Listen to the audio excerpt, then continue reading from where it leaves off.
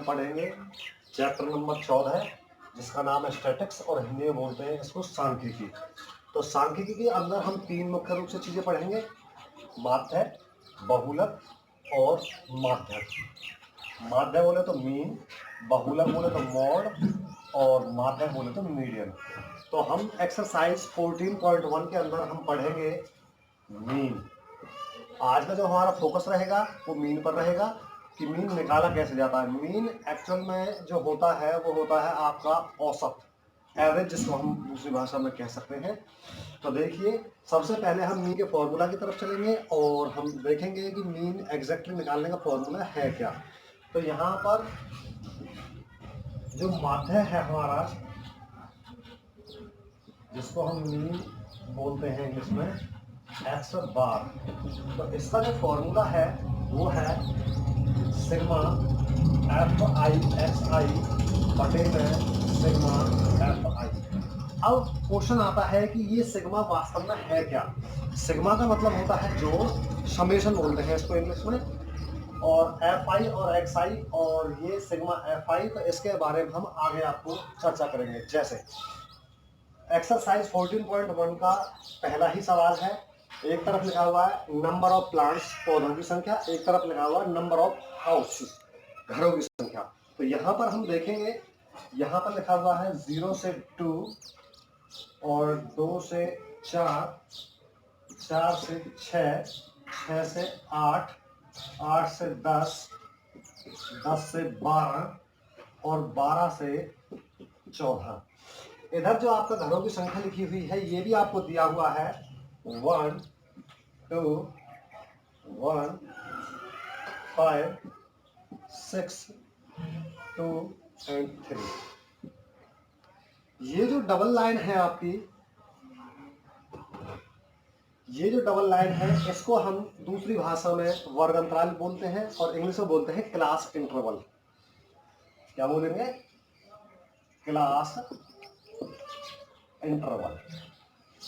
और हिंदी में बोलेंगे वर्ग अंतराल, वर्ग अंतराल। इसको, ये डबल लाइन होंगी, इसकी पहचान होगी। जो डबल लाइन होंगी ये वाली 0 से 2, 2 से 4, 4 से 6, 6 से 8 अप टू 100। तो ये जो डबलिंग जो लाइनें हैं आपकी, दोहरी जो लाइनें हैं, इनको बोलते हैं हमेशा वर्ग अंतराल और इंग्लिश में बोलते हैं क्लास इंटरवल। ये जो है घरों की संख्या, ये आपकी सिंगल वाली जो लाइन है इसको बोलते हैं इंग्लिश में फ्रीक्वेंसी, और इसको हम एफ आई के द्वारा दर्शाते हैं। इसको इंग्लिश में बोलते हैं जी फ्रीक्वेंसी।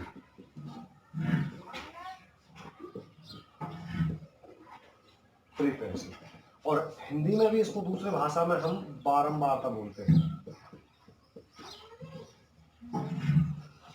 बारंबारता या फ्रीक्वेंसी, इसकी खासियत ये होगी, इसकी सिंगल लाइन होगी। तो सबसे पहले अब हम इसमें निकालेंगे कि एक्स आई। एक्स आई वास्तव में है क्या?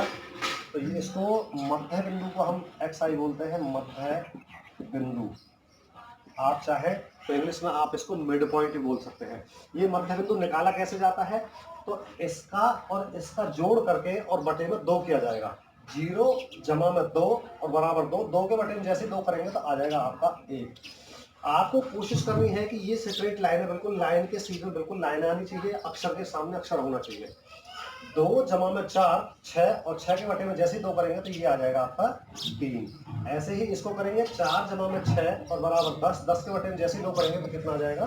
5। और इसी तरीके से हम चलते जाएंगे। इसका आ जाएगा 11, नो सॉरी, इसका आ जाएगा आपका 11 और इसका आ जाएगा आपका 13। अच्छा जी, अब बारी आती है यहाँ पर सिग्मा की। जो ये समेशन है आपका, ये वाला जो सिंबल है, ये जो आपको बताया गया है, तो इसको समेशन बोलते हैं। और समेशन का मतलब होता है जोड़। तो यहाँ पर हम जोड़ करेंगे इसका सिग्मा एफ आई, यानी कि जो हमारी फ्रीक्वेंसी है उसका हम ऐड करेंगे, सम करेंगे इनका। 3 और 2 5 और 6 11, 11 और 5 16 और 1 17 और 2 19 और 1 20। तो इसका जो आ गया सम वो आ गया हमारा 20। अब यहाँ पर हम निकालेंगे इसमें एफ आई एक्स आई, यानी कि सीधा सीधा कहने का अर्थ ये है एफ आई की और एक्स आई की आपको मल्टीप्लाई करनी है। एफ आई जैसे कि पहले ही बता चुका हूँ आपको, फ्रीक्वेंसी है बारंबारता। ये जो सिंगल वाली लाइन है आपके, ये जस्ट इसके बाद मिलेगी। जो डबल लाइन है इसके जस्ट बाद जो लाइन मिलेगी वो हमारी फ्रीक्वेंसी होगी। तो फ्रीक्वेंसी को हिंदी में बारंबारता बोलते हैं। अब देखिए एफ आई और एक्स आई की मल्टी करनी है, यानी कि इसकी मल्टीप्लाई इसके साथ में, एक एकम एक, इसकी मल्टीप्लाई बिल्कुल इसी प्रकार से 6 और इसकी इसमें 5 और इसकी इसमें 35। कोशिश करिएगा ये जो अक्षर है बिल्कुल अक्षर के नीचे अक्षर, ताकि आपको बाद में जोड़ने में कोई परेशानी ना हो। इसकी और इसकी करेंगे, इसकी और इसकी करेंगे, इसकी और इसकी करेंगे, लास्ट में बाद में करेंगे इसका सिग्मा एफ आई एक्स आई, यानी कि इन सभी का हम जोड़ करेंगे। ये एफ आई एक्स आई का, एफ आई और एक्स आई का जो मल्टीप्लाई आई तो ये आ गई। अब इनका हमने करना है जोड़, समेशन करना है।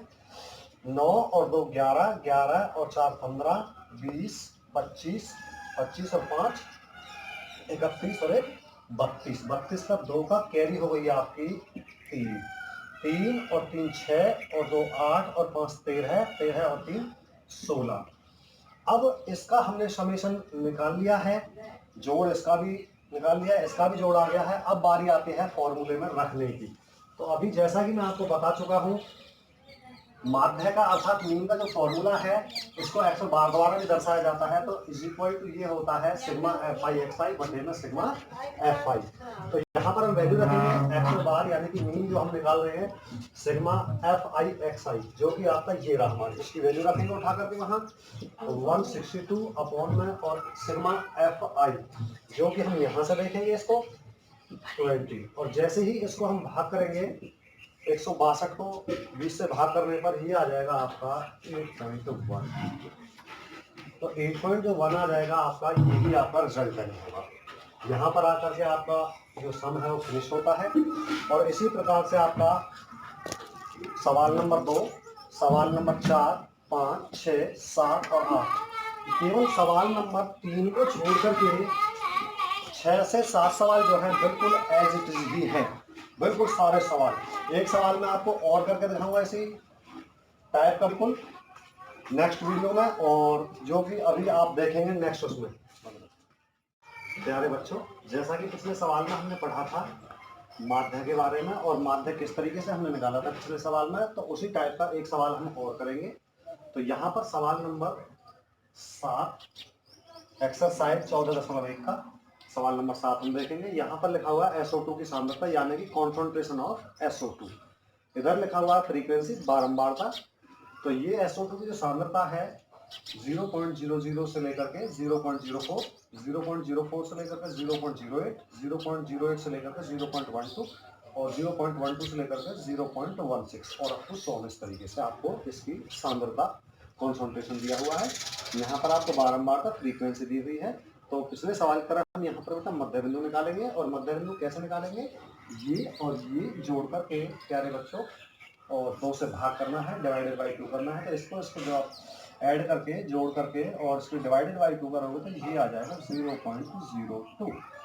ऐसी इसी प्रकार से इसको ऐड करोगे, जैसा कि ये जो पहले वाली जो टर्म्स होती है हमारी लोअर टर्म बोलते हैं, इसको अपर टर्म बोलते हैं। ये न्यूनतम पद, ये उच्चतम पद, दोनों को जोड़ना है और हर सवाल में ही 2 से भाग करना होता है, आधा करना होता है मतलब इसका।